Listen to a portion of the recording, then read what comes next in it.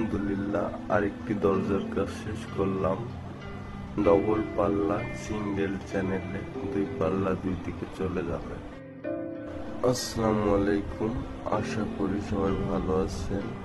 আজকে নিয়ে আসলাম একটি মসজিদের দুই পাল্লা দরজার কাজ, সিঙ্গেল চ্যানেলে, ডবল পাল্লা, দুই পাল্লা দুই দিকে চলে যাবে।